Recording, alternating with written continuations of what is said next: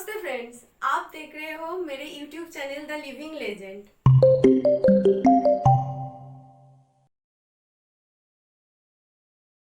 Lord William Henry Cavendish Bentinck, जिन्हें Lord William Bentinck के नाम से भी जाना जाता है, एक ब्रिटिश सैनिक और राजनेता थे। 1828 से 1835 तक वो भारत के गवर्नर जनरल रहे। उन्हें भारत में महत्वपूर्ण सामाजिक और शैक्षिक सुधारों का श्रेय दिया जाता है, जिसमें सती प्रथा का उन्मूलन और महिलाओं को वाराणसी के घाटों पर दाह संस्कार देखने से रोकना, साथ ही कन्या भ्रूण हत्या और मानव बलि का दमन शामिल है। बेंटिंक के बंगाल सती विनियम 1829 का बहुत कम विरोध हुआ, जिसे उन्होंने सेना और अधिकारियों से परामर्श के बाद पारित किया। उन्होंने थॉमस बेबिंगटन मैकॉले के साथ मिलकर भारत में शिक्षा की भाषा के रूप में अंग्रेजी के उपयोग की शुरुआत की। लॉर्ड विलियम बेंटिंक का जन्म 14 सितंबर 1774 को इंग्लैंड के बेकिंगहम शहर में हुआ था। वो ब्रिटेन के पूर्व प्रधानमंत्री विलियम बेंटिंक के पुत्र थे।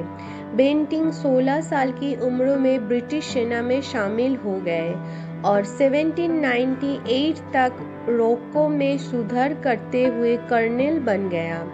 1828 से 1835 तक वो भारत के गवर्नर जनरल रहे।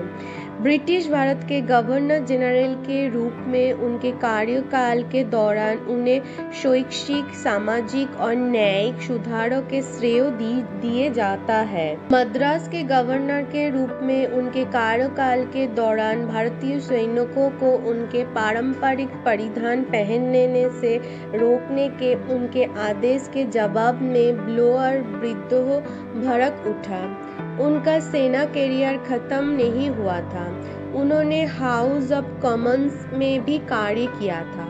1828 में उन्होंने भारत का गवर्नर जनरल नियुक्त किया गया। उनका मुख्य कार्य दिवाला ईस्ट इंडिया कंपनी को बचाना था।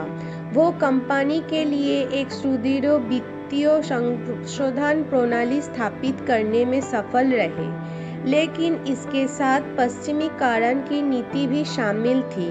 वो जेरम बेंथम और जेम्स मिल के उपयोगितावादी सिद्धांतों से प्रभावित थे।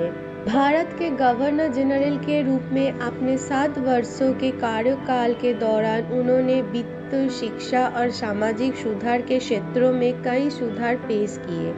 सती प्रथा, विधवाओं को उनके पति को चिता पर जिंदा जलाने की सदियों पुरानी प्रथा भारत में प्राचीन काल से ही प्रचलित थी। ये अमानवीय सामाजिक प्रथा उत्तरी भारत, विशेषकर बंगाल में व्यापक थी। जब बेंटिंक को एक ही वर्ष में सती प्रथा के 800 मामलों के बारे में पता चला, जो सभी बंगाल में घटित हुए थे, तो वो बहुत परेशान हुए। वो इस प्रथा को खत्म करने के लिए कृतसंकल्प थे, जिसे वो प्राकृतिक न्याय के अपमान के रूप में देखते थे। परिणाम स्वरूप वो इसके खिलाफ एक योद्धा बन गए और 4 दिसंबर 1829 को विनियम 17 जारी करते हुए सती प्रथा को गैर कानूनी घोषित कर दिया।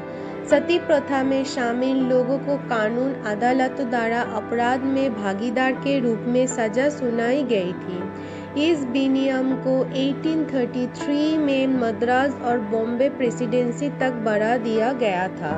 कन्या भ्रूण हत्या सभ्य लोगों द्वारा किए गए सबसे जघन्य और हृदयहीन अपराधों में से एक थी। कन्या शिशुओं को मारने की ये प्रथा राजपूताना, पंजाब, मालवा और कच्छ में व्यापक थी।